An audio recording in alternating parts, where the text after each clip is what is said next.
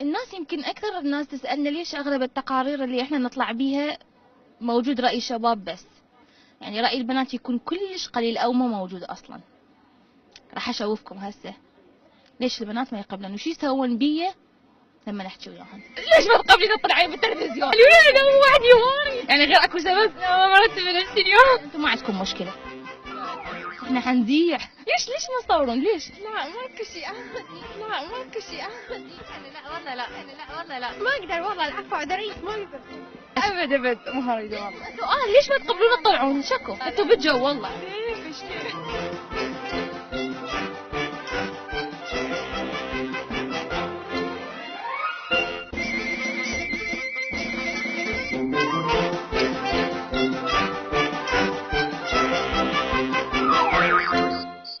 ليش البنات لما اروح اصور وياهم ما يقبلون يصورون؟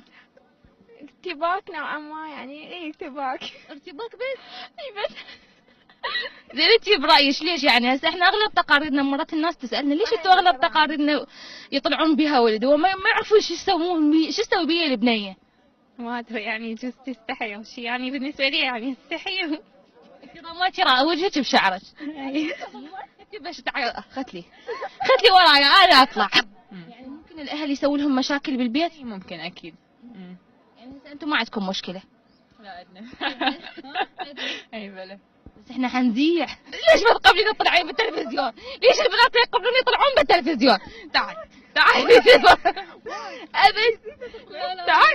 زين سؤال ليش تعالي وين مو واحد يواري؟ زين ثلاثتكم زين انا وياكم ما حد يقبل يطلع.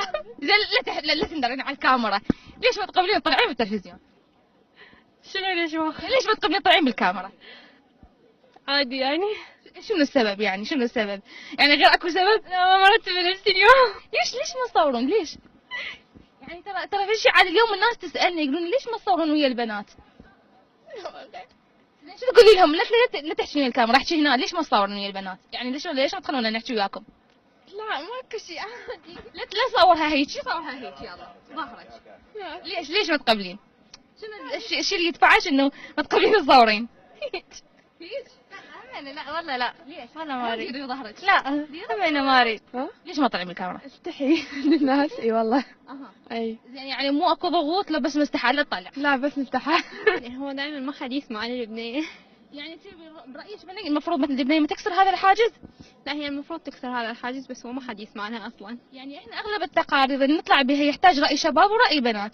اليوم احنا من نروح للشباب يحكي شاب وبراحته، لكن البنيه اليوم ولا حكايه تقبل تحكي اصلا تنهزم من الكاميرا. يعني بكل الحالات حينتقدوها البنيه، يعني اي شيء تحكي عادي ينتقدوها.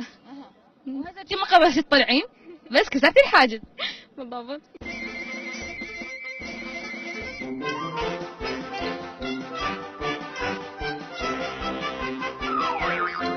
بنات زين طلعوا بس ظهركم. سؤال وبس احكوا لي انت بس اريد صوت. ما اقدر والله العفو اعذريني. سؤال ليش ما تقبلين تطلعين بالتلفزيون؟ هسه اني دا اسال سؤال والمفروض الموضوع يخص المراه، ليش ما تقبلون تنطوا رايكم؟ ما نقدر. ما نقدر والله. ما تقدرين؟ لا ما اقدر. وتشي هم يستحون يعني لو ما عندها وجهة نظر، يعني من تشوف الكاميرا يجوز تستحي وما تقدر تحكي. بس ظهرك بس ويا شويه والله انتوا هسه بالجو ترى. انتوا بالجو والله. ليه فشلي؟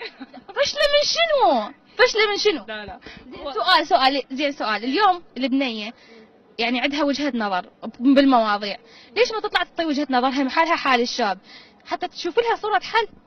يعني كل واحد يعني كيفه. اجتماعنا الشرقي ما يتقبل هيك سوالف. تعالي على شاء الله تعالي.